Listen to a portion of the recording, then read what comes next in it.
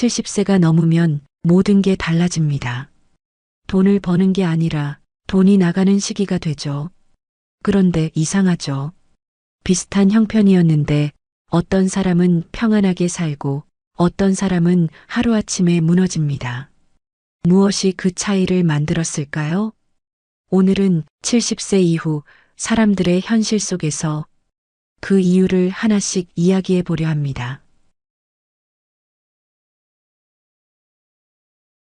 첫 번째는 사기였습니다. 70세가 넘으면 돈보다 더 무서운 게 사람의 말입니다. 세상을 오래 살아왔지만 이상하게도 나이가 들수록 말 한마디가 더 깊이 파고듭니다. 그 말이 친절하면 마음이 열리고 그 말이 다급하면 손이 먼저 움직입니다. 요즘 세상은 사람의 마음을 읽는데 너무 능숙합니다. 컴퓨터보다 빠르고 뉴스보다 정확하게 사람의 불안을 찾아냅니다. 그 불안을 파고들어 돈을 빼앗는 게 이 시대의 새로운 범죄입니다. 전화 한 통으로 모든 게 시작됩니다. 고객님, 이상 거래가 감지됐습니다. 지금 바로 조치하지 않으면 계좌가 정지됩니다. 목소리는 부드럽고 단어 하나 틀리지 않을 만큼 정확합니다. 어르신들은 그 목소리에 안도와 공포가 동시에 섞인다고 말합니다. 순간 머릿속은 하얘지고 이걸 지금 바로 해결해야 한다는 생각만 남습니다. 손끝이 떨리는데도 계좌번호를 묻는 상대의 말이 너무 자연스럽습니다. 이제는 실제 은행원조차 그 사기꾼보다 말투가 덜 믿음직스럽다고들 하죠. 사기를 당한 사람들은 대부분 이렇게 말합니다. 탐욕이 아니라 불안이었어요. 돈을 잃을까봐, 신용이 망가질까봐, 가족에게 피해가 갈까봐 그 두려움이 판단을 가려버립니다. 하지만 사기의 무서움은 돈을 잃는데 그치지 않습니다. 그 이후의 삶이 완전히 바뀌어 버립니다. 전화벨이 울리면 심장이 두근거리고 은행 창구 앞에서도 손이 떨립니다. 아무리 친절한 안내를 들어도 이번엔 진짜일까? 라는 의심이 먼저 듭니다. 노년의 사기 피해는 단순한 재산 손실이 아닙니다. 평생 쌓아온 세상에 대한 신뢰가 무너지는 일입니다. 그래서 돈보다 마음이 더 오래 상처로 남습니다. 이런 피해를 겪은 이들은 생활 습관부터 바꿉니다. 모르는 번호는 절대 받지 않고 계좌는 두 개로 나누어 한쪽은 이체 한도를 낮춥니다. 통장 대신 현금을 봉투에 나눠 넣어두고 돈의 흐름을 눈으로 확인하려 합니다. 그 작은 습관들은 단지 돈을 지키는 방법이 아니라 내 삶을 다시 통제하는 연습이기도 합니다. 사기를 당한 사람은 다시 세상을 배우는 셈입니다. 어떤 목소리를 믿어야 하고 어떤 말에 흔들리지 않아야 하는가. 70세 이후의 돈은 단순히 쓰기 위한 게 아닙니다. 그건 나를 지키기 위한 장치이고 마음의 안정장치입니다. 돈은 다시 벌 수 있지만 믿음은 한번 무너지면 회복하기 어렵습니다. 그걸 지키기 위해 요즘 많은 노인들이 말합니다. 은행보다 사람보다 이젠 내 손이 제일 믿음직스럽다. 사기꾼들은 사람의 욕심을 노린다지만 노년의 사기는 다릅니다. 그들은 사람의 외로움을 노립니다. 자식의 전화가 반가운 나이, 낯선 번호 하나에도 따뜻한 목소리를 기대하는 나이. 그 틈에 사기는 들어옵니다. 그래서 진짜 노후의 돈 관리란 금액을 불리는 게 아니라 마음을 다스리는 일입니다. 두려움에 흔들리지 않고 내가 지킬 수 있는 만큼만 움직이는 것. 그게 사기를 막는 첫걸음이자 내 노후를 지키는 마지막 방어선입니다. 두 번째는 자녀의 결혼입니다. 부모에게 결혼은 축복이자 부담입니다. 70세가 넘은 나이에 맞는 결혼은 기쁨보다 계산이 먼저 떠오르는 행사입니다. 요즘은 간소하게 한대요. 식장은 작은 데로 하고 밥만 하면 돼요. 자녀는 그렇게 말했지만 현실은 늘 그보다 훨씬 복잡했습니다. 식장 예약금, 예물, 예단, 드레스, 사진, 신혼여행. 작게 한다 해도 들어가는 돈은 크고 하객 수가 줄어도 체면은 남아야 했습니다. 그렇게 자잘한 돈들이 쌓이고 쌓여 어느새 1,000만 원이 훌쩍 넘었습니다. 통장 잔액을 보며 계산기를 두드려도 결국 마음이 앞섭니다. 이 돈으로 아들, 딸이 행복하다면 괜찮지. 하지만 결혼식이 끝나면 통장은 텅 비고 안도의 한숨 대신 허전함이 남습니다. 그날 식장 한쪽에서 하객들과 웃으며 인사하는 부모의 얼굴은 환했지만 그 마음속은 조용히 흔들리고 있었습니다. 이 돈 다시 모을 수 있을까? 내 노후는 이제 괜찮을까? 누군가에게는 작은 돈이라지만 노년의 1,000만 원은 평생의 노력입니다.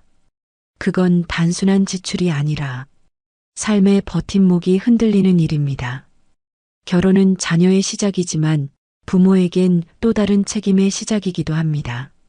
식이 끝나면 신혼집 계약, 혼수, 보증금 이야기가 따라옵니다. 급하게는 안 줄게요. 그 말 한마디에 부모는 다시 통장을 들여다봅니다. 결혼식 준비 과정에서 가장 많이 듣는 말은 괜찮아요, 부모님. 입니다.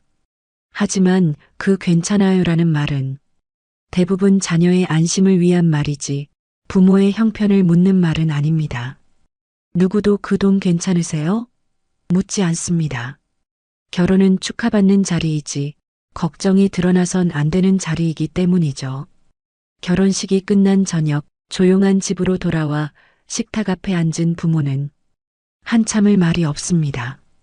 웃음소리와 음악이 머릿속에 맴돌고 손에는 신혼여행 떠난 자녀의 사진이 남았습니다. 그 사진 속 밝은 미소를 보며 그래, 잘 보냈다 하면서도 어딘가 모르게 가슴이 허전합니다. 누구나 자식을 위해 아끼지 않습니다. 하지만 노후의 돈은 단순한 돈이 아닙니다. 그건 살아갈 시간입니다. 그 시간이 줄어든다는 건 단지 돈이 나간 게 아니라 내 삶의 여유가 사라진다는 뜻입니다. 그래서 어떤 어른은 말합니다. 결혼식은 하루지만 그날 쓴 돈은 남은 생에 영향을 준다.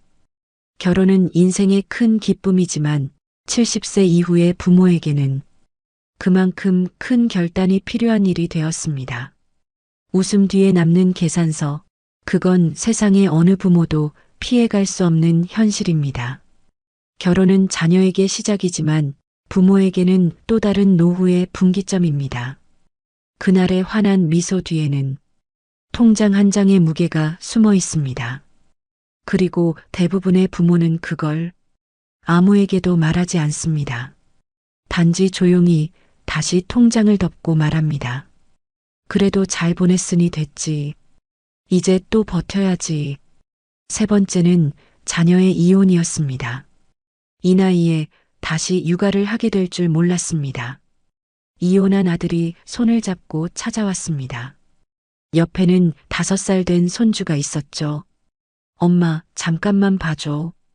일이 정리되면 다시 데리러 올게. 그 말은 짧았지만 그 짧은 말이 인생을 바꿨습니다. 70세를 넘긴 노인은 시장에서 반찬 배달을 하며 살고 있었습니다. 하루 일당은 3만 원 남짓. 몸은 힘들었지만 자신 손으로 돈을 버는 기쁨이 있었죠. 하지만 손주가 집에 들어온 날부터 그의 하루는 완전히 달라졌습니다. 이제 새벽에 나가던 일은 그만둬야 했고 하루 세끼를 손주 입맛에 맞춰 챙겨야 했습니다. 마트에 가면 가격표보다 손주가 좋아할 과자부터 먼저 눈에 들어왔습니다. 손주의 웃음은 예뻤지만 그 웃음 뒤에는 통장의 숫자가 줄어드는 현실이 있었습니다. 기초연금 30만 원, 그게 한 달에 거의 전부였습니다. 손주가 아프면 병원비, 옷이 작아지면 새 옷가, 하루가 다르게 빠져나가는 돈이 숨쉬듯 당연해졌습니다. 아들은 힘든 듯 말했습니다. 엄마, 나도 미안해. 지금은 도저히 감당이 안 돼. 그 말이 싫지 않았습니다. 그저 안쓰러웠습니다. 하지만 마음 한구석은 조용히 무너졌습니다. 이 나이에 또 아이를 키우는 게 맞을까? 그녀는 새벽에 잠에서 깨 작은 방에 누운 손주를 봅니다. 손이 작고 숨소리가 고릅니다. 그 모습을 보고 있으면 속이 미어지면서도 마음이 따뜻해집니다. 그래도 이 아이 덕분에 내가 버틴다. 그렇게 스스로를 다독입니다. 하지만 몸은 정직합니다. 허리는 자주 쑤시고 무릎은 계단 한 칸마다 비명을 냅니다.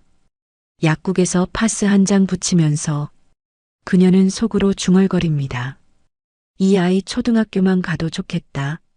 시간이 지나면서 생활은 조금씩 더 팍팍해졌습니다. 전기요금 고지서가 올 때마다 손주가 TV를 오래 봤던 게 떠올랐습니다. 그럴 때면 괜히 미안해졌습니다. 이런 마음을 아이에게 보이면 안 되는데 그래도 손주는 웃습니다. 할머니, 나 내일 유치원에서 발표해. 그 말에 모든 근심이 잠시 멎습니다. 하루의 피로가 그 한마디에 녹아내립니다. 그녀는 웃으며 말합니다. 그래, 우리 멋지게 하자. 그녀는 알고 있습니다. 이 손주가 자라면 언젠가는 떠날 거라는 걸. 그때가 되면 아들도 다시 새 삶을 살겠죠. 하지만 자신은 그만큼의 시간을 잃게 됩니다. 손주의 웃음이 꺼진 밤, 가끔은 자신이 사라진 사람처럼 느껴집니다. 나는 언제부터 다시 내 삶을 살 수 있을까? 그녀는 저녁마다 작은 수첩을 펼칩니다. 마트 영수증, 병원비, 간식값. 매일 적어두지만 끝에 늘 같은 문장이 따라옵니다. 괜찮다. 그래도 오늘도 잘 버텼다. 노후의 빈곤은 돈이 없어서만 오는 게 아닙니다. 예상치 못한 책임이 찾아올 때 몸보다 마음이 먼저 무너지는 겁니다. 그래서 그녀는 말합니다. 돈이 힘든 게 아니라 다시 시작해야 하는 게 힘들어요. 이 나이에 다시 누군가를 키운다는 건 기쁨과 고통이 한 몸인 일입니다. 아이의 웃음은 위로가 되지만 그 웃음을 지키려면 자신의 노후가 조금씩 사라져갑니다. 그녀는 오늘도 손주를 재운 뒤 작은 방 불을 끄고 앉습니다. 밖에서는 바람 소리가 들리고 벽에 걸린 사진 속엔 젊은 시절의 자신이 웃고 있습니다. 그녀는 조용히 그 사진을 바라보며 말합니다. 그래도 이 아이가 있어 다행이야. 그래서 나는 아직도 버틸 수 있어. 70세 이후의 삶은 누구나 다시 무언가를 책임질 수 있는 나이입니다. 문제는 돈이 아니라 그 책임을 감당할 체력과 마음, 그리고 여유입니다. 그 여유가 바로 이 나이에 가장 필요한 현금의 힘입니다. 네 번째는 재난이었습니다. 뉴스에서 늘 보던 일이었는데 그 일이 내 집에서 일어날 줄은 몰랐습니다. 그날도 비가 왔습니다. 하루 종일 쏟아지던 비가 밤이 되자 점점 굵어졌습니다. 지하로 내려가는 계단에 물이 차오르기 시작했고 몇 분 뒤엔 신발장까지 잠겼습니다.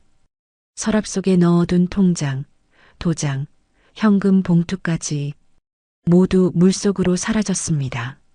70세의 노인은 그날 새벽 겨우 손전등 하나 들고 밖으로 나왔습니다. 발밑에선 진흙물이 흘러내리고 집은 이미 형체를 잃어가고 있었습니다. 평생 일하며 모은 것들이 눈앞에서 떠내려가는 걸 그저 멍하니 바라볼 수밖에 없었습니다. 아침이 되자 뉴스에 어디 침수 피해라는 자막이 떴습니다. 그 이름 속에 자신의 동네가 포함돼 있었습니다.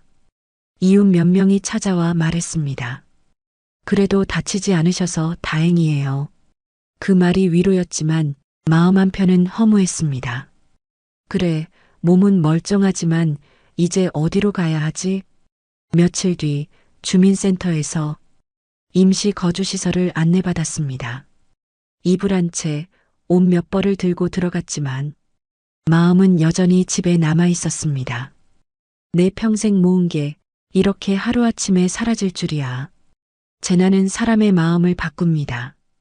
그전엔 통장에 찍힌 숫자를 보며 안심했지만 이제는 현금이라는 단어의 의미가 달라졌습니다.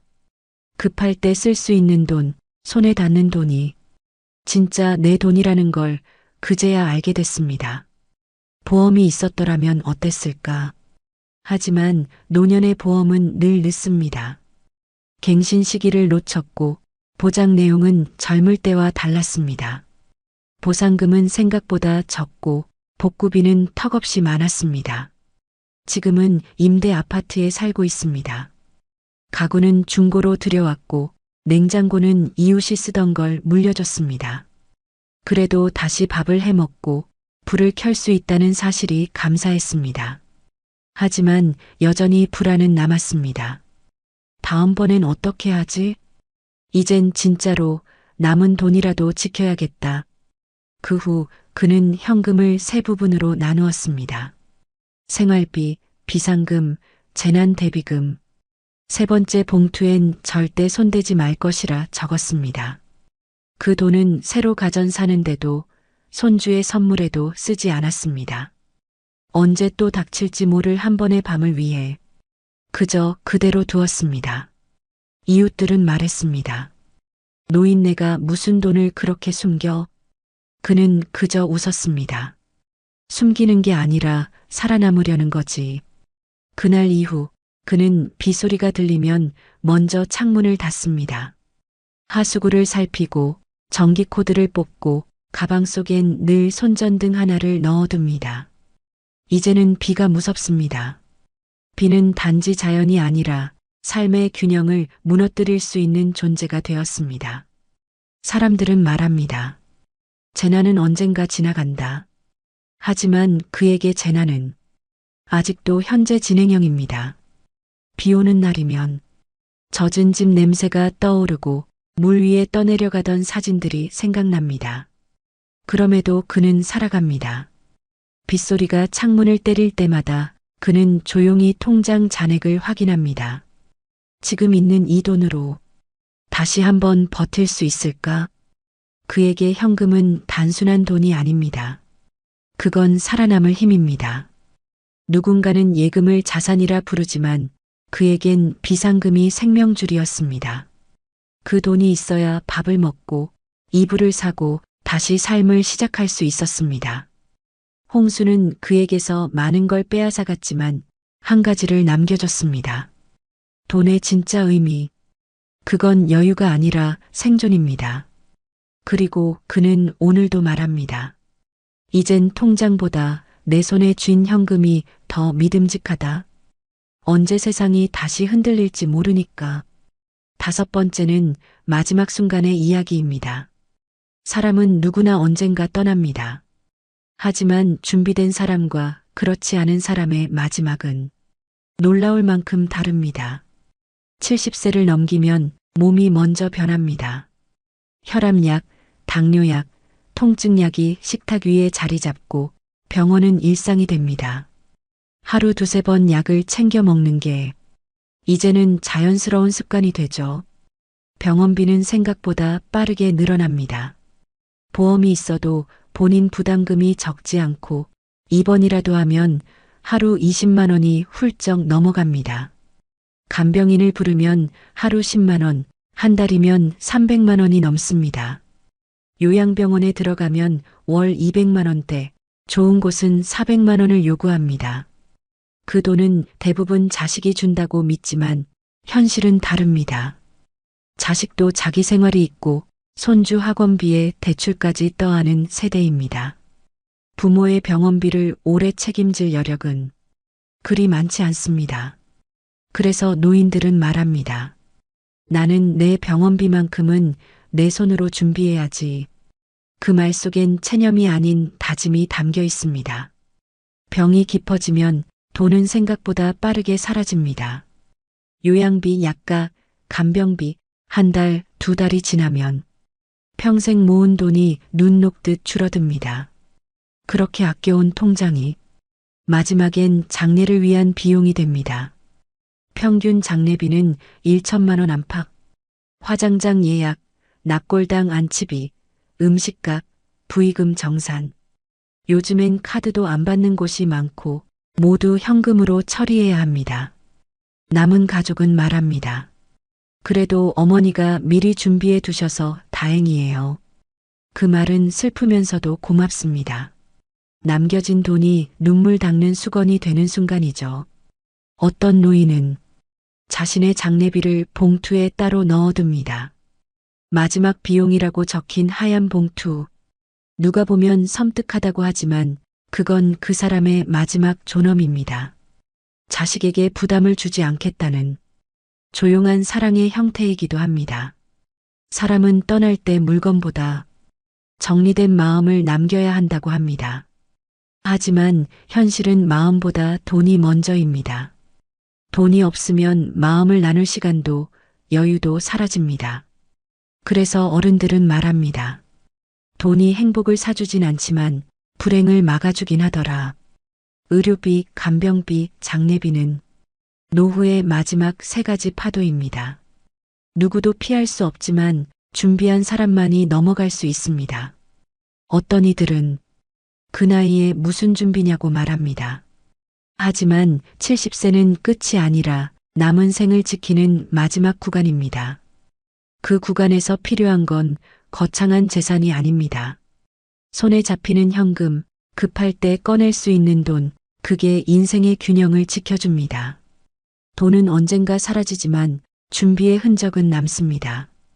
그 흔적이 자식에게는 배움이 되고 가족에게는 평온이 됩니다. 노인은 오늘도 조용히 통장을 열어봅니다.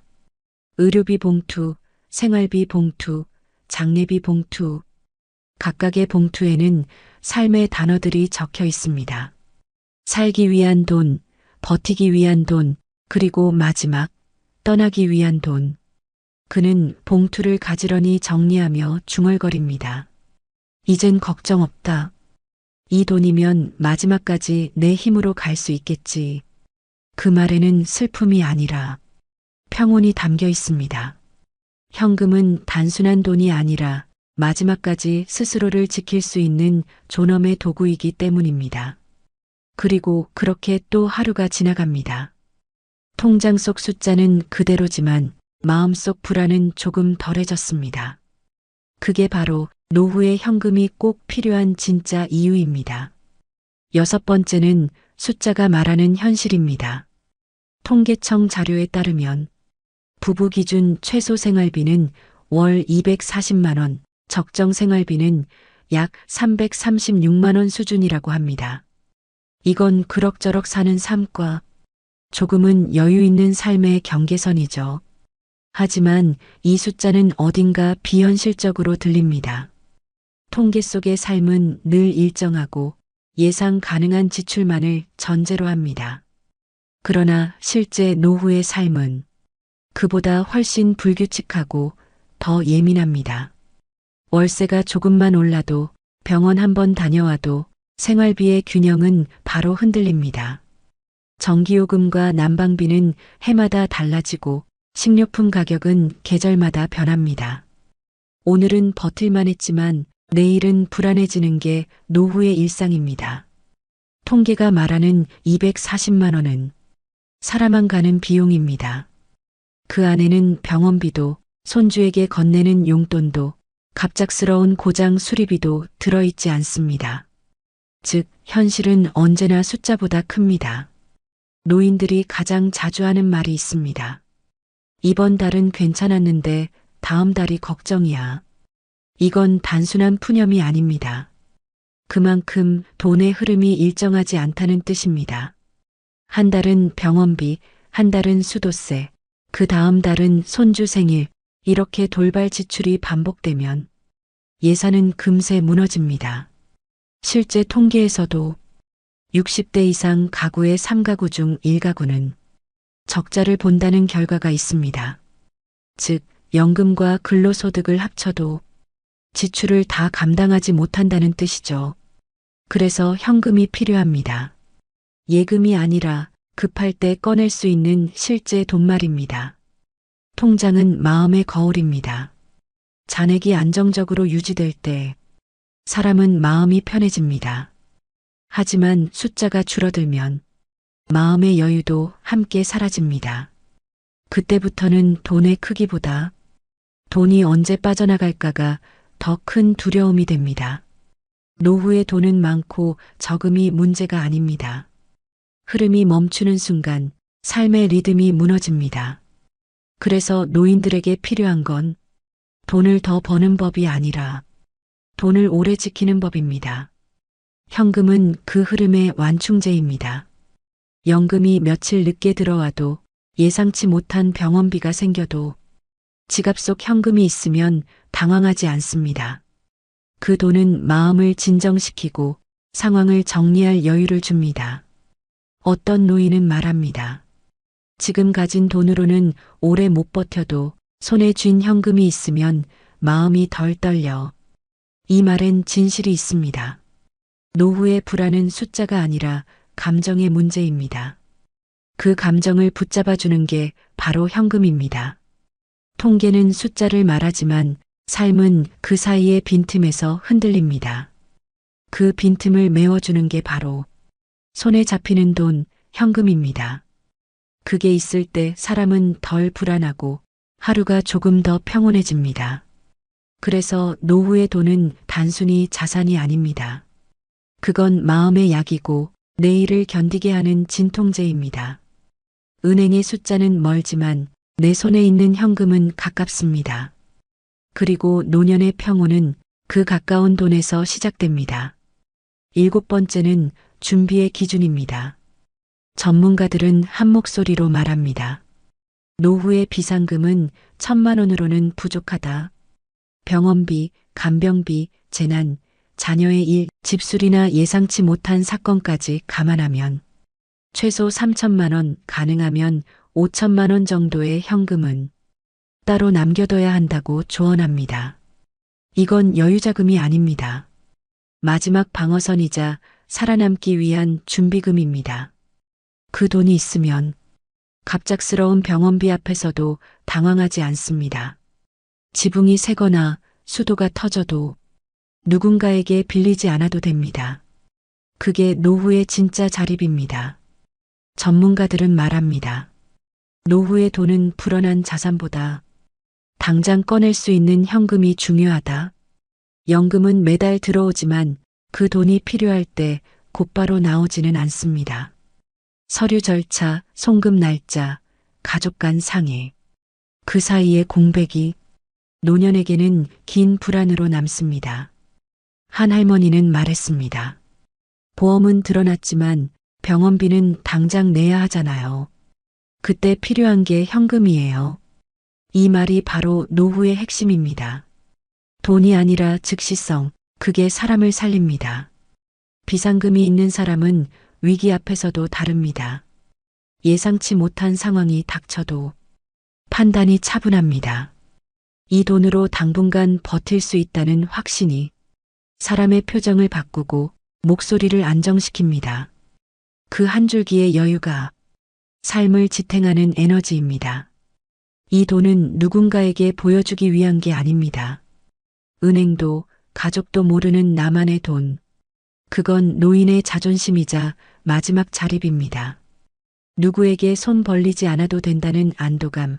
그게 바로 비상금의 진짜 의미입니다. 어떤 이들은 말합니다. 그 나이에 무슨 돈을 모아? 하지만 중요한 건 금액이 아닙니다. 조금이라도 준비하려는 마음, 그 마음이 인생의 격을 바꿉니다. 3,000만 원이든 500만 원이든 그 돈은 불안한 순간을 견디게 하는 시간입니다. 실제로 재무 전문가들은 말합니다. 노년기의 돈은 소비가 아니라 존엄의 도구다. 돈이 있으면 더 오래, 조금 더 편하게, 마지막까지 내 뜻대로 살 수 있습니다. 병원에서 선택할 수 있고 약을 미루지 않아도 됩니다. 결국 현금은 선택의 자유를 지키는 수단입니다.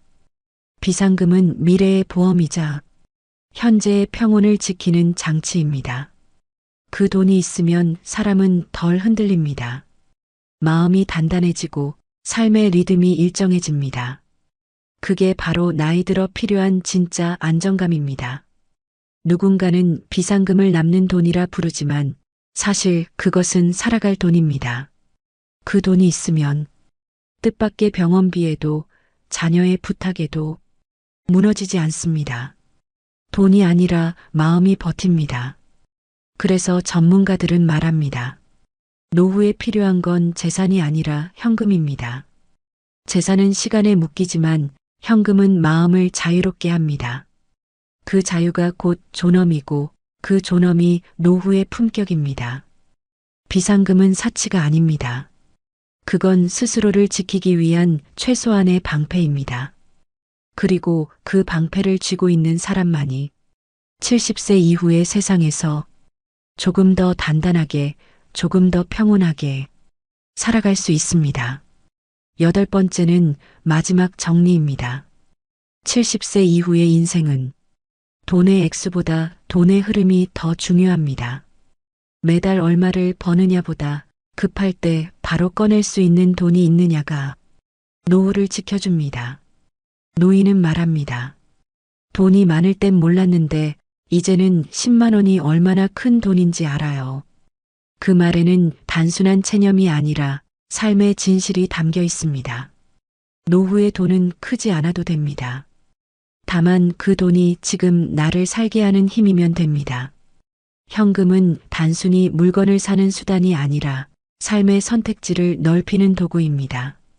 병원에서 조금 더 나은 치료를 선택할 수 있고 고장난 가전을 바로 고칠 수 있으며 손주 생일에 작은 선물을 살 수 있습니다. 이런 즉시 쓸 수 있는 여유가 삶의 품격을 결정합니다. 사람들은 말합니다. 나중에 필요할 때 쓰면 되지. 하지만 노후의 위기는 대부분 갑자기 옵니다. 몸이 아프고 집이 새고 가족의 일이 터지고 그때 돈은 기다려주지 않습니다. 그래서 준비된 현금이 필요합니다. 어떤 어르신은 이런 말을 남겼습니다. 나는 평생 돈에 쫓겨 살았지만 이제는 내 손에 돈이 있으면 세상이 덜 무섭더라. 그 말이 노후의 본질을 가장 잘 설명합니다. 돈은 단지 생활의 도구가 아니라 세상을 견디게 하는 마음의 중심입니다. 비상금은 사치가 아닙니다. 그건 내가 나를 지키는 최소한의 힘입니다. 누군가에게 손 내밀지 않아도 되는 자존심, 그 자존심이야말로 노후의 가장 큰 재산입니다. 그래서 70세 이후의 삶은 벌기보다 지키기가 중요합니다. 돈을 벌던 시기가 아니라 돈을 오래 머물게 하는 시기입니다. 그 핵심이 바로 현금입니다. 예금은 이자를 주지만 현금은 평온을 줍니다. 손에 쥔 지폐 몇 장이 은행 숫자보다 더 따뜻합니다. 왜냐면 그 돈은 언제든 쓸 수 있는 내 힘이기 때문입니다. 후회하지 않으려면 이만큼은 꼭 현금으로 남겨두세요. 3천만 원이든 5천만 원이든 그건 단순한 금액이 아니라 내 삶의 균형을 지키는 최소한의 무게입니다. 그 돈이 있으면 예상치 못한 날씨에도 갑작스러운 병원비에도 마음이 덜 흔들립니다. 돈이 불안의 이유가 아니라 안정의 근거가 됩니다. 노년의 평온은 거창한 부자에게 오지 않습니다. 한 달 생활비를 조용히 맞추고 비상금 봉투를 꼭 쥐고 사는 사람에게 옵니다. 오늘 하루가 평범하더라도 그 평범함을 지켜주는 건 바로 당신 손에 쥔 그 돈입니다. 그래서 마지막으로 이 말을 남깁니다. 70세 이후의 삶은 돈보다 마음이 중요하다. 하지만 그 마음을 지켜주는 건 결국 현금이다. 요즘엔 아들이 전화를 받지 않습니다. 처음엔 바쁜 줄 알았지만 이젠 어떤 말로 시작해야 할지도 모르겠습니다. 사랑한다고 말했는데 그 사랑이 상처가 되었나 봅니다. 엄마는 다 너 잘 되라고 한 거야. 그 말이 얼마나 무거웠을까. 이제야 알겠습니다. 나는 아들을 미워한 게 아니라 멀어질까봐 그게 두려웠던 거예요. 이 이야기는 제가 40년 만에 깨달은 진짜 사랑의 기록입니다. 젊은 시절, 저는 늘 좋은 엄마가 되고 싶었습니다. 아들이 부족하다는 말은 듣기 싫었고 누구보다 잘 키우고 싶었습니다. 그 마음이 사랑이라고 믿었습니다. 하지만 지금 생각하면 그건 사랑이 아니라 불안이었습니다. 내 아이가 뒤처질까봐, 남들보다 못 살까봐, 그게 두려워서 저는 더 세게, 더 조급하게 몰아붙였던 겁니다. 아들이 국민학교 3학년이던 해 학교에서 미술대회가 있었습니다. 퇴근하고 돌아왔을 때 아이는 웃으며 그림을 보여줬습니다. 파란 하늘 아래 빨간 지붕집, 그리고 엄마와 아빠, 아들이 나란히 서서 손을 잡고 있는 그림이었습니다. 순간 마음 한쪽이 따뜻해졌지만 입에서는 다른 말이 나왔습니다. 이게 뭐니? 색칠도 삐뚤빼뚤하고 다시 그려와. 1등 해야지. 아들은 잠시 저를 바라보더니 말없이 그림을 들고 방으로 들어갔습니다. 그날 밤, 방 안에서 스케치북 넘기는 소리가 들렸습니다. 다음 날 아침, 눈 밑이 시커먼 얼굴로 새 그림을 내밀던 아들의 모습이 아직도 생생합니다. 결국 상은 받지 못했습니다.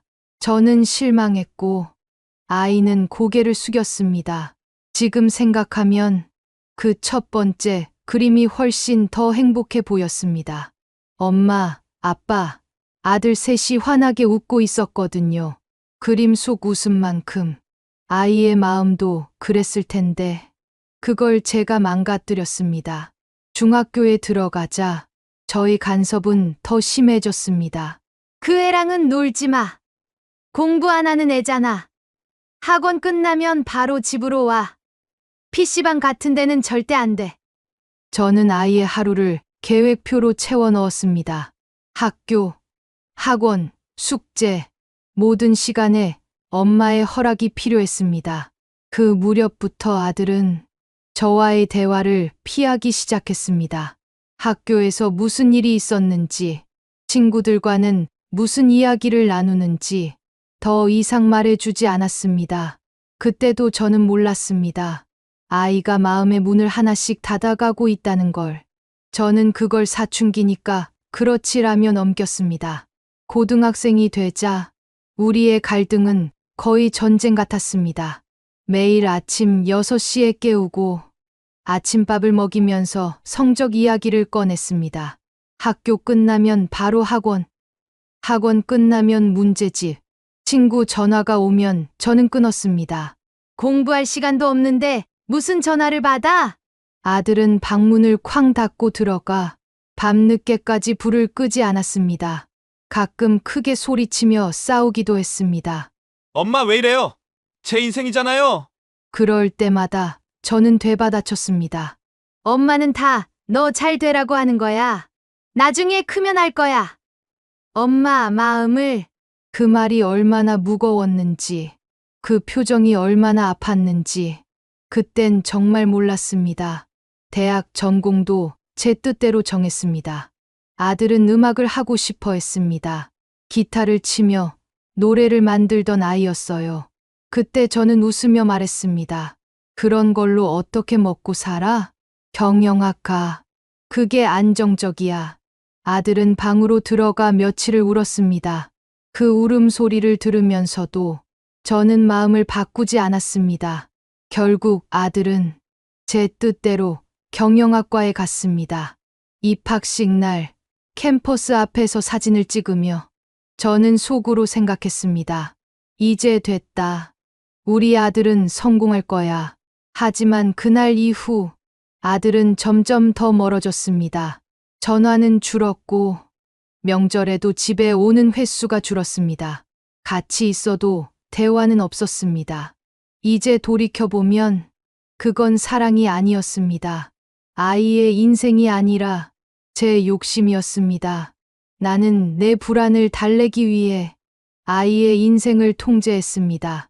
엄마니까라는 이유로 그 모든 걸 정당화했습니다.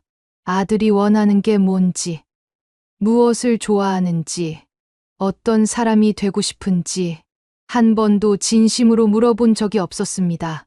요즘은 가끔 생각합니다. 그때 그 첫 번째 그림을 칭찬해 줬더라면 어땠을까? 우와, 우리 아들 그림 참 예쁘다. 엄마는 이게 제일 좋은데 그 한마디만 해줬더라면 그때 음악 하고 싶다는 아들에게 한번 해봐. 엄마가 응원할게. 라고 말했다면 어땠을까? 지금 우리 사이는 조금은 달라졌을까요? 엄마는 다 너 잘 되라고 하는 거야. 그 말이 얼마나 무거웠을까? 뒤늦게 그 표정이 떠오릅니다. 방문을 닫던 아이의 뒷모습이, 말없이 고개를 숙이던 모습이 이제야 또렷하게 보입니다. 너무 늦게 깨달았습니다. 사랑한다고 말했지만 그건 사랑이 아니었습니다. 통제였습니다. 그 시절 저는 엄마가 중심인 집이 당연하다고 생각했습니다. 남편은 일하느라 늘 늦었고 집안의 모든 결정은 제 몫이었습니다.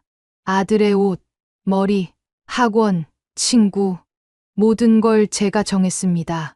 그게 사랑이었고 엄마의 역할이라 믿었습니다. 남편은 조용한 사람이었습니다. 저녁 식탁에 앉아도 그래, 수고했다 한마디 하고 신문을 펼치곤 했죠.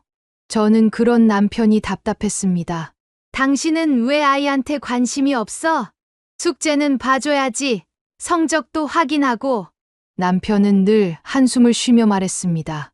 당신이 알아서 잘하잖아. 그 말은 결국 모든 부담을 제게 떠넘기는 면허증이 되었습니다. 저는 더 세게, 더 완벽하려 했습니다. 아들이 국민학교 6학년이 되던 해, 집엔 늘 긴장감이 감돌았습니다. 식탁 위엔 성적표, 거실엔 문제집, 아들은 늘 의자에 앉아 연필을 쥐고 있었습니다. 주말에도 놀이터에 나가는 걸 막았습니다. 시험 끝나고 놀아. 지금은 공부해야지. 남들 다 학원 다니는데 너만 빠질 수 없어. 그때마다 아들은 말없이 고개를 끄덕였지만 눈빛이 점점 멀어졌습니다. 중학생이 되자 사춘기보다 먼저 찾아온 건 침묵이었습니다. 식탁에서도 차 안에서도 아들은 말이 거의 없었습니다. 학교 어땠어? 응, 친구는 잘 지내? 몰라요. 짧은 대답, 그리고 이어지는 정적. 저는 그걸 무시했습니다. 말을 안 하면 더 다그쳤죠. 대답 좀 해. 왜 자꾸 피하니? 그때마다 아들은 고개를 숙인 채 말했습니다. 그냥 좀 조용히 있으면 안 돼요? 그 한마디가 아직도 마음에 남아 있습니다. 저는 그 말을 듣고도 요즘 애들은 버릇이 없다고만 생각했습니다. 그게 상처라는 걸 그땐 정말 몰랐습니다. 남편은 가끔 제게 말했습니다. 당신이 너무 몰아붙이는 거 아니야? 애도 숨 좀 쉬게 해야지. 그러면 저는 맞받아쳤습니다. 내가 이렇게 애쓰는데 당신은 아무것도 안 하잖아. 그 대화는 늘 싸움으로 끝났고 결국 남편은 점점 더 말을 줄였습니다. 그 침묵 속에서 아이는 두려움을 배웠습니다. 누군가 화내기 전에 미리 눈치를 보는 법, 자기 의견을 말하기보다 조용히 고개를 숙이는 법, 그걸 가르친 건 학교도 친구도 아니었습니다. 바로 저였습니다. 어느 날 거실 한쪽에서 아들이 라디오를 듣고 있었습니다. 가수 지망생 인터뷰가 나오던 방송이었죠. 아들은 조용히 따라 부르고 있었습니다. 저는 무심코 말했습니다. 그딴 건 그만 들어. 지금은 노래할 때가 아니잖아. 그 말에 아들이 라디오를 껐습니다. 그리고 아무 말도 하지 않았습니다. 그때 느꼈습니다. 방 안 공기가 갑자기 식어버린 것처럼 집안 전체가 조용해졌다는 거요. 그 침묵이 그 아이의 마지막 저항이었는데 저는 그마저도 몰랐습니다. 사랑한다고 말했지만 그건 아이를 위해서가 아니었습니다. 나를 안심시키기 위한 말이었습니다. 엄마가 시키는 대로 하면 돼. 엄마는 너 믿어. 그 말 속엔 내가 아니라 내 방식대로 하라는 뜻이 숨어 있었습니다. 지금 생각하면 나는 아이의 세상을 믿지 않았습니다. 내 기준 밖의 모든 걸 틀렸다고 단정했습니다. 그때 아들이 방 문을 닫던 소리가 아직도 귀에 남아 있습니다. 툭 하고 닫히던 그 소리. 그게 엄마, 그만해요라는 말이었는데 나는 끝까지 듣지 못했습니다. 사랑이 아니라 통제였습니다. 그 사실을 깨닫기까지 참 오래 걸렸습니다. 아들이 대학에 들어간 뒤에도 저는 여전히 아들을 아이로 대했습니다. 등록금은 내가 내니까, 학원비는 내가 보태니까, 아직은 엄마 도움이 필요하다고 생각했습니다. 그런데 그게 문제였습니다.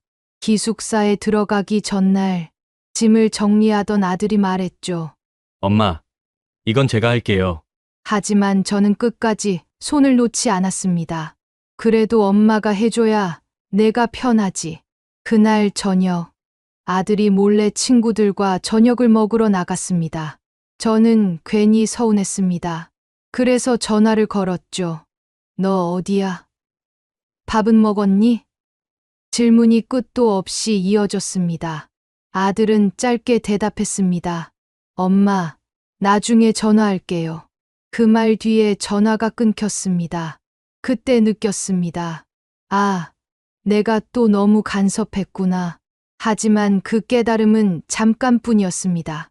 한 달 뒤, 중간고사 기간이라며 연락이 없자 저는 또 전화를 걸었습니다. 공부하느라 힘들지? 밤에는 라면 먹지 마, 속 버려. 그 말이 나오는 순간 아들이 한숨을 쉬며 말했습니다. 엄마, 저 이제 20살이에요. 그 한마디가 낯설게 들렸습니다. 20살. 그래, 이젠 어른이지. 하지만 제 입에서는 또 이런 말이 나왔습니다. 그래도 엄마는 걱정돼서 그러는 거야.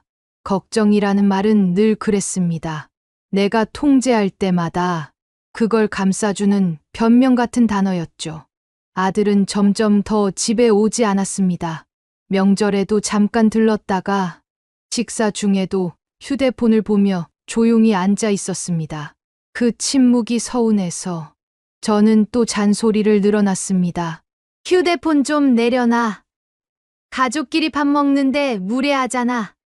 그때 아들이 고개를 들더니 차분하게 말했습니다. 제가 아직도 어린애인 줄 아세요? 이제 그만 좀 하세요. 순간 심장이 덜컥 내려앉는 기분이었습니다. 목이 뜨거워지고 무슨 말을 해야 할지 몰랐습니다. 그저 허공만 바라봤습니다. 아들은 자리에서 일어나 식탁 위에 놓인 그릇을 치우고 방으로 들어갔습니다. 문 닫히는 소리가 유난히 크게 들렸습니다. 그날 밤, 방 안에서 혼자 앉아 생각했습니다. 내가 정말 걱정해서 그랬던 걸까? 아니면 내가 없으면 아이가 흔들릴까봐 내 불안 때문에 그랬던 걸까? 언제부터였을까? 아이의 문제를 내 문제처럼 느끼게 된 게, 아니, 어쩌면 아이를 나의 연장선이라 생각했을지도 모릅니다. 그 아이가 잘 되면 나도 잘 산 것 같았고, 그 아이가 힘들면 내 탓 같았습니다. 그래서 더 간섭했습니다. 그래서 더 지시했습니다. 그렇게 하면 안 돼. 그건 위험해. 엄마 말 들어. 그 말들이 다 사랑이라 믿었는데 이제 와 생각하니 그건 아이의 인생을 관리하려는 욕심이었습니다. 그날 밤 아들이 제게 한 그 한마디가 계속 머릿속을 맴돌았습니다. 제가 아직도 어린애인 줄 아세요? 그 말이 마치 거울 같았습니다. 그 속엔 제 모습이 그대로 비쳤습니다. 아이의 성장보다 내 불안을 먼저 본 엄마, 사랑보다 통제를 앞세운 엄마, 그게 바로 저였습니다. 그날 이후로 아들과의 통화는 더 줄었고 문자도 거의 오지 않았습니다. 휴대폰이 울리지 않는 밤, 저는 조용히 앉아 있었습니다. 그리고 비로소 깨달았습니다. 아이는 자랐는데 나는 아직 그대로였다는 걸. 아이는 어른이 되었는데 나는 여전히 엄마라는 이름에 숨어 모든 걸 쥐고 있으려 했다는 걸. 그날 이후로 걱정돼서라는 말을 입 밖으로 꺼내지 않게 되었습니다. 이젠 압니다. 그건 사랑이 아니라 내 두려움을 감추기 위한 말이었다는 걸. 아들이 여자친구를 처음 데려왔을 때 저는 예쁘고 단정한 아이라고 생각했습니다.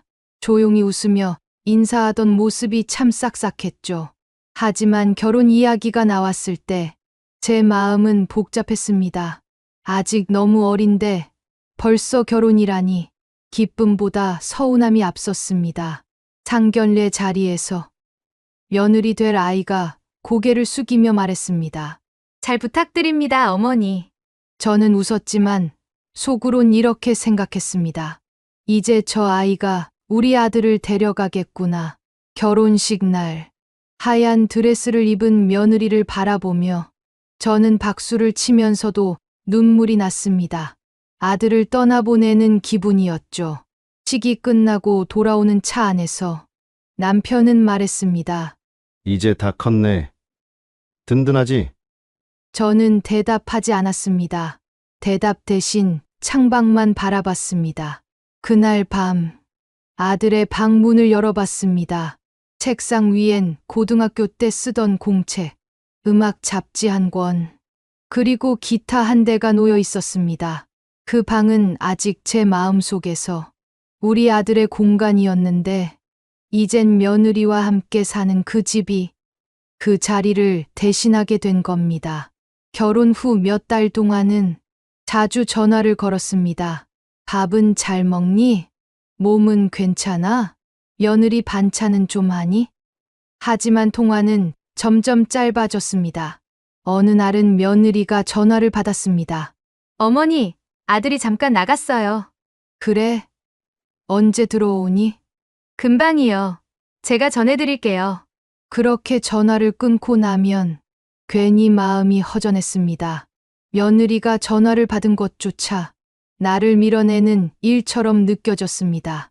명절이 다가오자 저는 며느리에게 전화를 걸었습니다. 추석 때는 우리 집 오는 거지? 그 아이는 조심스럽게 말했습니다. 어머니, 이번엔 친정 먼저 다녀오고요. 그 다음 날 찾아뵐게요. 그 순간 가슴이 쿵 내려앉았습니다. 입으로는 그래, 알았다. 했지만 속에서는 불이 치밀었습니다. 요즘 애들은 예의가 없어. 그때부터 저는 며느리의 모든 것이 마음에 들지 않았습니다. 목소리 톤, 말투, 인사하는 모습까지 모두 불편하게 느껴졌습니다. 아들이 집에 오면 저는 꼭 이런 말을 꺼냈습니다. 그 여자가 너한테는 잘하냐? 집안일은 제대로 하니? 아들은 대답 대신 조용히 밥만 먹었습니다. 그 침묵이 오히려 저를 더 자극했습니다. 엄마가 너 걱정돼서 하는 말이야. 그 말에 아들은 젓가락을 내려놓았습니다. 엄마, 이제 그런 말 좀 하지 마요. 그때도 저는 아들이 변했다고 생각했습니다. 결혼하더니 애가 달라졌네. 며느리가 사이를 틀어놨구나. 그렇게 제 마음을 합리화했습니다. 시간이 흘러 전화는 줄고 명절 인사도 문자로 바뀌었습니다. 어느 해 설날 아들은 단 한 줄의 문자를 보냈습니다. 어머니, 새해 복 많이 받으세요. 그 문장을 몇 번이고 다시 읽었습니다. 복 많이 받으세요. 그 평범한 말이 그렇게 멀게 느껴질 줄은 몰랐습니다. 그해 봄, 친한 이웃 아주머니가 말했습니다. 며느리 임신했다며? 저번에 지나가다가 둘봤어. 손주 생겼다던데 축하해요. 순간 머리가 하얘졌습니다. 나는 아무 소식도 듣지 못했는데 집에 돌아와 휴대폰을 붙잡고 한참을 망설였습니다. 결국 전화를 걸었습니다. 아들, 임신했다며? 왜 말 안 했어? 아들은 잠시 침묵하더니 조용히 말했습니다. 엄마 요즘 연락하면 다 잔소리부터 하잖아요. 그 말에 아무 대답도 못했습니다. 전화기 너머로 들리던 며느리의 웃음소리가 그날따라 그렇게 멀게 느껴졌습니다. 그제야 알았습니다. 나는 며느리를 미워한 게 아니라 내 아들을 잃어버릴까봐 두려웠던 겁니다. 그 여자가 우리 아들을 빼앗았어. 그 말은 진심이 아니었습니다. 사실은 이렇게 말하고 싶었던 거죠. 아들아, 엄마는 내가 여전히 그리워. 하지만 그 마음을 사랑으로 표현하지 못해 결국 모든 게 상처가 되었습니다. 지금은 압니다. 며느리를 미워한 게 아니라 내가 놓지 못한 엄마로서의 자리를 미워했던 거란 걸. 사랑은 붙잡는 게 아니라 놓아주는 건데 그걸 깨닫기까지 참 오랜 시간이 걸렸습니다. 손주 돌잔치 소식을 들은 건 아들의 오랜 친구 엄마를 통해서였습니다. 며느리 돌잔치 했다며? 사진 봤는데 손주가 너무 예쁘더라. 그 말을 듣는 순간 귀가 멍해졌습니다. 돌잔치. 언제? 왜 나는 아무 소식도 못 들었을까? 집으로 돌아와 서랍 속에서 휴대폰을 꺼냈습니다. 최근 통화 목록엔 아들 이름이 없었습니다. 마지막 통화 날짜가 거의 반년 전이었습니다.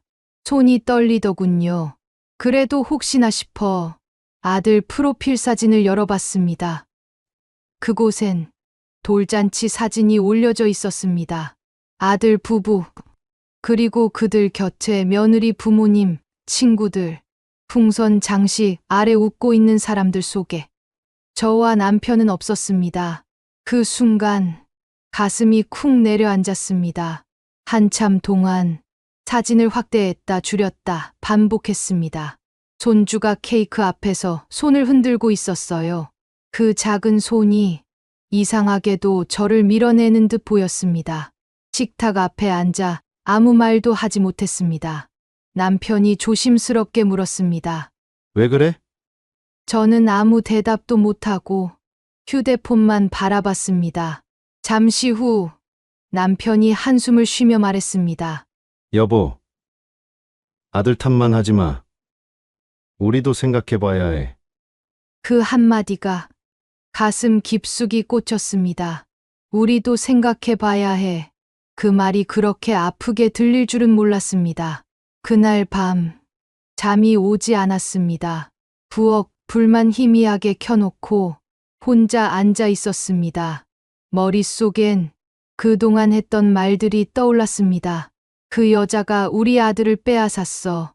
요즘은 효도라는 게 없어. 엄마는 다 너 잘 되라고 하는 거야. 그 모든 말들이 아들에게는 얼마나 무겁게 들렸을까. 사랑이라는 이름으로 던진 말들이 결국 아이의 마음을 닫게 만든 거였습니다. 그날 새벽 아들에게 문자를 보냈습니다. 손주 돌잔치 사진 잘 봤다. 축하한다. 다음엔 우리도 함께 있으면 좋겠구나. 하지만 답장은 오지 않았습니다. 다음 날 휴대폰을 들여다보다가 문득 생각했습니다. 혹시 나라도 그 입장이었다면 나도 나 같은 엄마를 피했을지도 모르겠다고. 아들이 결혼하고 손주가 태어나고 이제는 또 하나의 가정을 꾸렸는데 나는 여전히 엄마의 자리에만 머물러 있었습니다. 나 없이도 괜찮은 거야? 그 질문에 스스로 답을 못하겠더군요. 식탁 위에 놓인 밥은 차갑게 식어 있었습니다. 남편이 조용히 국을 데워오며 말했습니다. 이제 우리도 놓아줄 때가 된 것 같아. 그 말이 눈물처럼 떨어졌습니다. 그날 이후 저는 집안 곳곳을 정리했습니다. 아들 방에 남아있던 교복, 아이가 어릴 때 쓰던 컵, 그리고 벽에 걸린 가족 사진, 모두 먼지를 털어내며 조용히 닦았습니다. 유리 너머로 보이는 웃는 얼굴들 속에서 그때의 아들이 제게 말하는 듯 했습니다. 엄마, 이제 괜찮아요. 그 말을 들은 듯 가슴이 뭉클해졌습니다. 손주 돌잔치 날, 그 자리에 없었지만 그날을 잊지 못할 것 같습니다. 이제는 압니다. 내가 그 자리에 없었던 건 그들이 날 잊어서가 아니라 내가 먼저 멀어졌기 때문이었습니다. 그리고 그 깨달음이 참 늦게 찾아왔습니다. 사랑한다는 말은 때로 침묵보다 더 무거울 때가 있습니다. 그걸 이제야 배웁니다. 그날 이후 나는 하루 종일 멍하니 앉아 있었습니다. 휴대폰도 켜지 않았고 TV 소리도 듣기 싫었습니다.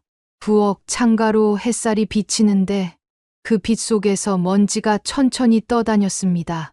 그걸 한참 동안 바라보다가 문득 거울에 비친 내 얼굴을 봤습니다. 피곤하고 굳어있는 얼굴, 늘 지적하던 표정이었습니다. 그런 표정으로 나는 아이를 키웠구나. 그 생각이 들자 가슴이 먹먹했습니다. 내가 아들에게 했던 말들이 하나씩 떠올랐습니다. 엄마 말 좀 들어. 그건 아니야. 이렇게 해야 돼. 엄마가 더 잘 알아. 그 말들이 사랑의 언어가 아니라 지시와 명령이었다는 걸 이제야 깨달았습니다. 그동안 나는 좋은 엄마였다고 믿었습니다. 헌신했고 희생했고 아들을 위해 살았다고 생각했습니다. 하지만 사실은 내 기준대로만 사랑했을 뿐이었습니다. 아이가 원하는 세상은 한 번도 들어본 적이 없었습니다. 나는 늘 말했습니다. 엄마는 널 믿어. 하지만 그건 진짜 믿음이 아니었습니다. 엄마가 정한 길을 따라오면 믿겠다는 말이었죠. 거울 속에 나는 그 사실을 이제야 인정하고 있었습니다. 한참을 바라보다가 눈물이 흘렀습니다. 눈물이 아니라 그동안 쌓였던 모든 후회가 조용히 흘러내리는 기분이었습니다. 그날 저녁 남편이 퇴근해서 들어왔습니다. 저는 조용히 말했습니다. 아들이 날 떠난 이유를 이제야 알겠어. 남편은 아무 말 없이 제 옆에 앉았습니다. 그리고 한참 후에야 말했습니다. 괜찮아. 이제라도 알았으니까.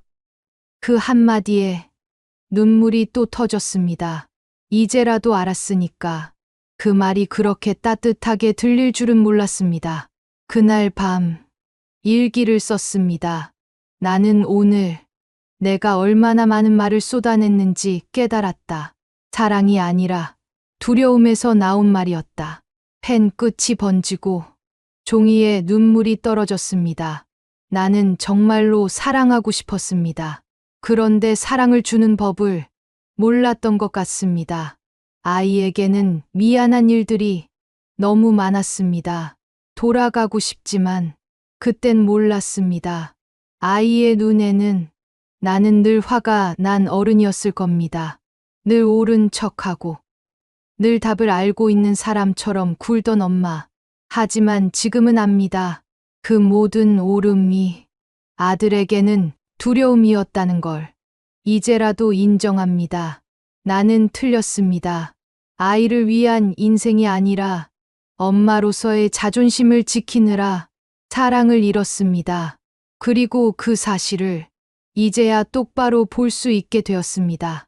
거울 속에 주름진 얼굴이 이상하게 낯설지 않았습니다. 그 속에 젊은 날의 나, 그리고 상처받은 아들이 함께 서 있는 것 같았습니다. 나는 조용히 속삭였습니다. 엄마가 이제야 알아. 너를 사랑했지만 그 방법이 틀렸다는 걸. 그제서야 거울 속의 표정이 조금은 부드러워졌습니다. 내가 바뀌어야 세상이 조금 달라질지도 모른다는 생각이 그날 처음으로 들었습니다. 그날 이후 나는 매일 아들의 번호를 눌렀다, 지웠다를 반복했습니다. 통화 버튼을 누르기 전마다 가슴이 쿵쾅거렸습니다. 혹시 또 내가 상처 주는 말을 하진 않을까? 그 생각이 나를 멈추게 했습니다. 그러던 어느 날 책상 위에 놓인 편지지를 꺼냈습니다. 오래전 아들이 국민학교 때 썼던 학용품 상자 속에서 색이 바랜 봉투가 하나 나왔습니다. 그 안에 적힌 글귀 엄마 사랑해요. 그 한 줄이 마음을 울렸습니다. 나는 펜을 들었습니다. 손이 떨렸습니다. 어디서부터 잘못됐을까? 어떻게 써야 할까? 수십 번을 망설이다가 천천히 첫 문장을 적었습니다. 아들아, 엄마는 늘 너를 사랑했단다.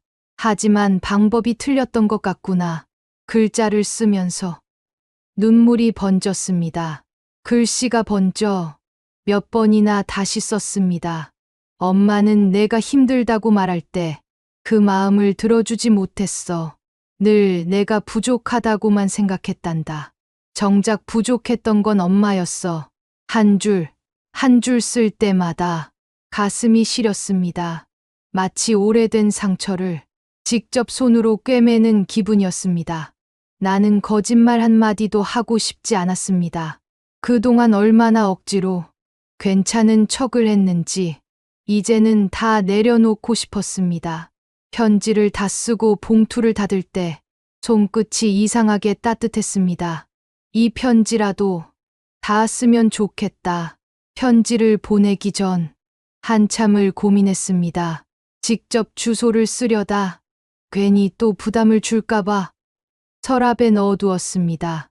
하지만 이상하게도 그날 밤 마음이 조금 가벼워졌습니다. 남편이 묻더군요. 무슨 일 있어? 편지를 썼어. 보냈어? 아니, 그냥 써봤어. 남편은 미소를 지었습니다. 그래도 썼잖아. 그게 시작이야. 그 말이 오래 남았습니다. 그래도 썼잖아. 누군가를 용서하는 일보다 먼저 내 자신을 용서하는 게 더 어려웠던 것 같습니다. 그날 이후로 나는 매일 편지를 조금씩 더 썼습니다. 어릴 적 기억, 함께 웃던 날, 첫 그림을 들고 오던 아이의 표정, 그 모든 순간을 떠올리며 조용히 기록했습니다. 언젠가 이 편지들을 한꺼번에 전해줄 날이 오길 바랐습니다. 아들이 읽지 않아도 괜찮았습니다. 그 마음이 어디엔가 닿는다면 그걸로 충분하다고 생각했습니다. 밤이 깊어지면 책상 위 조명을 켜고 또 한 장의 종이를 펼쳤습니다. 글씨는 여전히 삐뚤빼뚤했지만 그 속에는 후회가 아닌 진심이 담겨 있었습니다. 엄마는 지금도 너를 사랑해. 하지만 이번엔 다르게 조용히 멀리서 응원할게. 그 문장을 쓰고 나니 가슴이 조금 덜 아팠습니다. 그리고 깨달았습니다. 사랑은 말로 증명하는 게 아니라 다시 손을 내미는 용기로 보여주는 거라는 걸. 그날 이후 나는 매일 작은 종이에 한 줄씩 적습니다. 오늘은 잘 있었니? 엄마는 내가 행복하길 바란다. 그 편지들이 쌓여 한 상자 가득해졌습니다. 언젠가 그 상자를 들고 아들 문 앞에 조용히 둘 겁니다. 그날이 오면 그 아이도 알겠죠. 엄마가 드디어 말보다 진심을 배웠다는 걸. 편지를 쓰고 난 뒤 마음 한켠이 조금 가벼워졌습니다. 무언가를 보냈다기보다 그동안 붙잡고 있던 말을 조용히 내려놓은 느낌이었습니다. 그날 이후로 나는 매일 작은 시도를 하고 있습니다. 아침에 일어나면 먼저 창문을 엽니다. 예전에는 햇살이 거슬려 바로 커튼을 닫곤 했는데 요즘은 그 빛이 고맙습니다. 휴대폰을 켜면 아들 이름이 저장된 연락처가 눈에 들어옵니다. 이젠 두렵지 않습니다.